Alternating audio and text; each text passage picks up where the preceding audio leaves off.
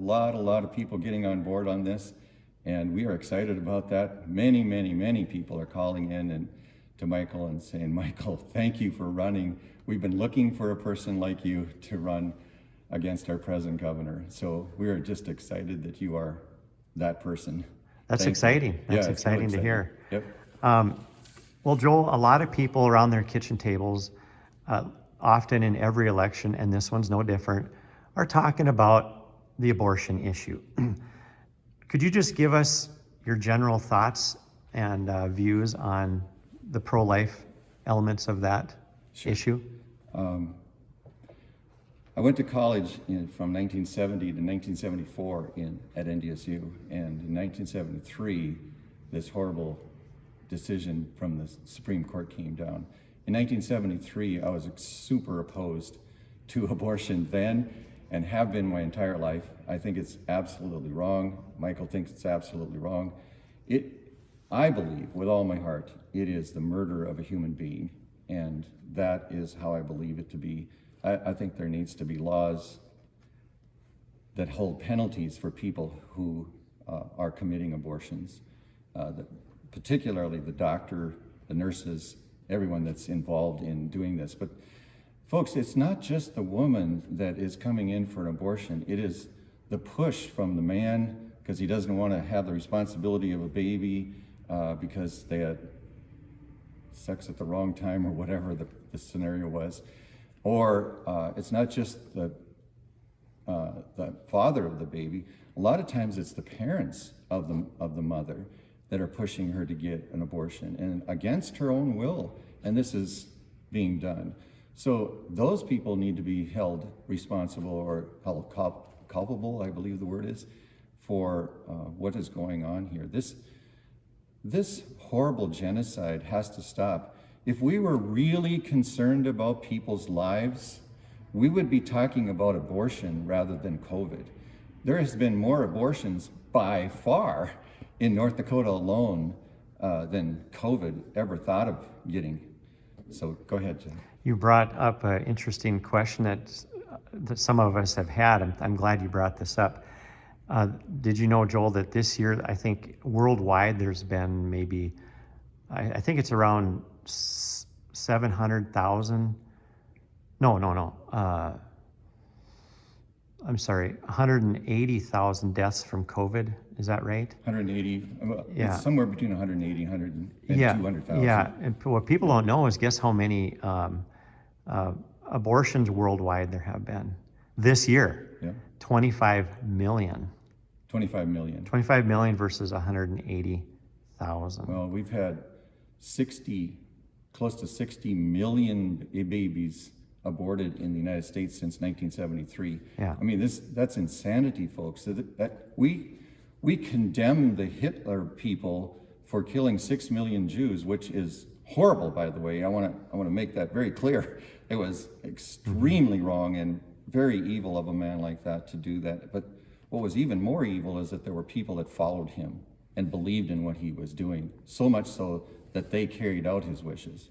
That also is extremely evil. Now here we have abortion. We had Ginsburg, who believed abortion was the most wonderful thing that ever came into existence. You know, people are lifting her up as a hero. Are you kidding me?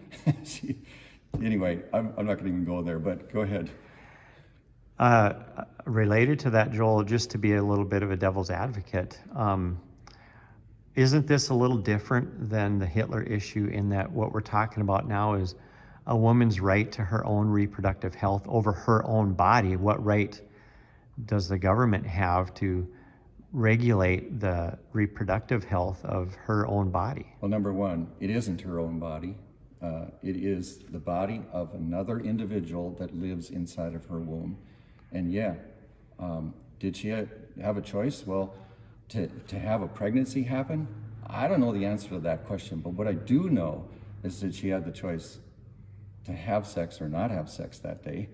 And so I would suggest, by the way, that the scriptures teach, the Bible teaches, in other words, God is teaching, that children are a blessing to our lives.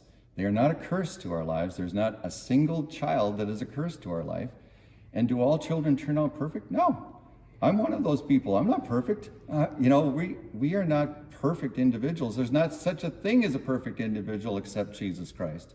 And so it is through his blood that we are saved. It is not through my blood that anybody's saved. And so we need to understand that children are a blessing from the Lord Jesus Christ. I mean, that is what I believe about the person, the human being that is in that woman's womb. No, it's not her body. It is the body of a real person. Okay, let's ask one more then, related to that. So people like you who believe in that pro-life message are really concerned about saving the life of that baby inside the womb. But then it seems like you don't care about the baby once it's born. What about that? What about after the baby is born? Then what? Well, number one, if I believe in pro-life in the first place, I'm certainly going to believe in pro-life after the birth of the baby. And so we are very strongly in support of helping people take care of their children. But we're not in this business of giving to the needy for the rest of their lives, because that's not helping them. It's actually hurting them, in my opinion.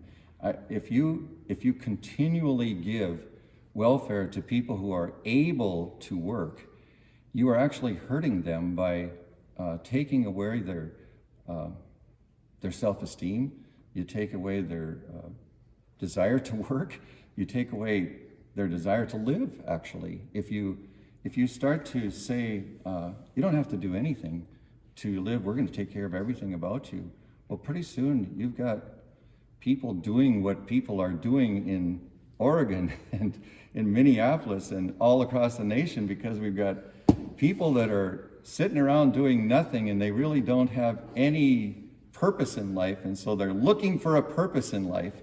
And so they're going out and doing violence.